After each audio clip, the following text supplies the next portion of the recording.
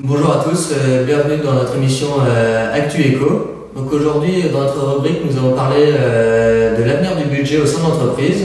Donc pour ce faire, aujourd'hui, nous recevons Harold, qui est un jeune entrepreneur dans le domaine du BTP spécialisé dans l'isolation extérieure, et Clémentine, qui est contrôleur de gestion. Et nous allons débattre du poids et de l'importance du budget au sein de l'entreprise.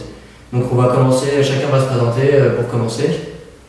Donc bonjour, je m'appelle Clémentine Cagny, je suis contrôleur de gestion depuis une dizaine d'années, je travaille dans une entreprise d'audit, spécialisée dans le secteur du BTP.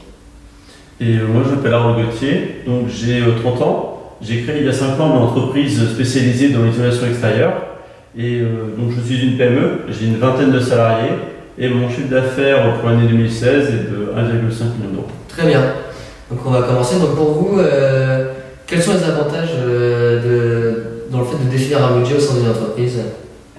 Pour répondre à votre question, je pense qu'il est important de reprendre la définition de ce qu'est le contrôle de gestion. Donc, le contrôle de gestion, c'est principalement analyser, mesurer, maîtriser les différents coûts et les différents aspects inhérents à l'activité de l'entreprise. Ensuite, on étudie également la concordance entre les stratégies employés et les performances de l'entreprise. D'accord. Et d'une manière plus concrète, ça se passe comment pour vous, Harold? Donc pour moi, dans l'entreprise, nous ne faisons pas vraiment appel à ce genre de prestations, puisqu'en effet, nous sommes déjà une petite entreprise. Et pour ma part, je n'ai pas vraiment confiance en ce type de prestations, puisque voilà, on le sait, le contrôle de gestion souffre d'un manque de sûreté au niveau des prévisions, puisque la fiabilité est parfois erronée. Et donc, rien que pour cette raison-là, je ne fais pas appel à des contrôles de gestion pour l'élaboration de mon budget. D'accord. Qu'est-ce que vous avez à répondre à ça, Clémentine? Il est vrai que nous, on se base sur des faits de probabilité en tant que contrôleur de gestion, puisque on ne voit pas dans l'avenir, on peut pas... Notre rôle, c'est principalement d'anticiper ce qui va se passer dans l'année. Après, il peut y avoir des faits qu'on va omettre ou bien prévoir alors qu'ils ne vont pas se réaliser. Nous, on va se baser principalement sur les fluctuations économiques qui ont eu lieu dans l'année précédente et après tout référencer, faire du référencement dans des tableaux afin d'étudier les différents budgets alloués aux différents types de secteurs de votre entreprise, afin également de profiter au maximum des différentes occasions dont l'entreprise va faire face au cours de l'année et également anticiper les différentes baisses de revenus possibles dans l'année.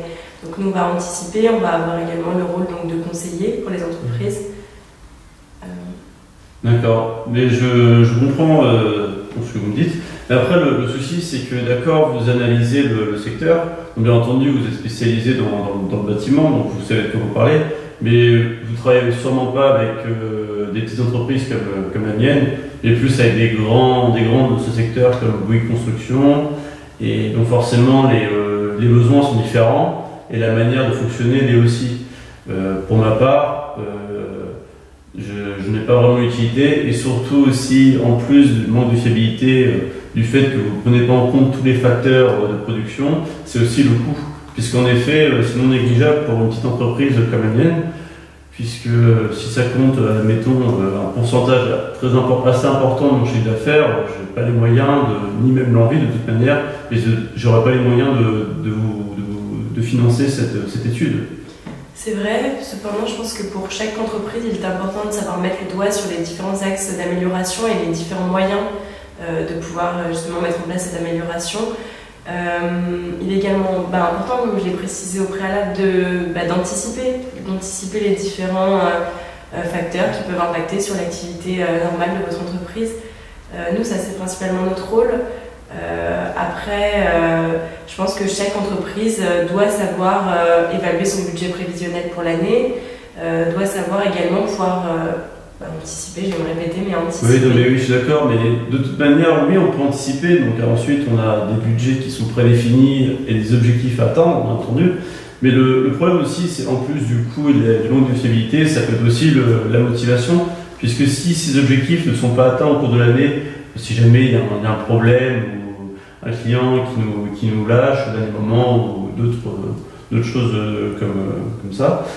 On va pas atteindre nos objectifs, donc si on doit avoir un objectif de 2 millions et qu'au final on se retrouve avec un objectif avec un résultat d'1 million au niveau du chiffre d'affaires, bah, ça peut pas être facile à assumer pour moi en tant que gérant ou même pour les salariés.